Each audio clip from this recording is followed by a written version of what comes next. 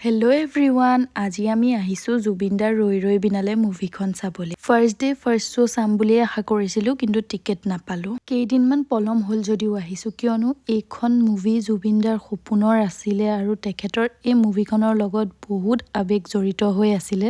সদায় মুভি চাব অহাৰ দৰেই নহয়, আজি অনুভৱটো অলপ বেলেগ।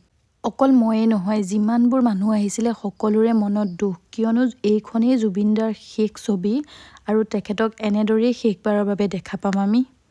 জুবিনদা কেৱল এজন আৰ্টিষ্ট নহয়, তেওঁ হৈছে আমাৰ সকলোৰে আৱেগ। আৰু মই এটাই কথা ক'ম, আপোনালোকে কোনেও যাতে এই মুভিখনৰ পাইৰেচি নকৰে, কাৰণ জুবিনদাই আমাৰ কাৰণে যিমানখিনি কৰি থৈ গ'ল সেইখিনি চাই আপোনালোকে যাতে কোনেও পাইৰেচি নকৰে, মই তাকে সকলোকে অনুৰোধ কৰিছোঁ। জুবিনদাই যাতে অতি সোনকালে ন্যায় পায়, আমি তাৰেই কামনা কৰিছোঁ আৰু হয়তো সকলো অসমীয়াই সেইটোৱেই কামনা কৰি আছে।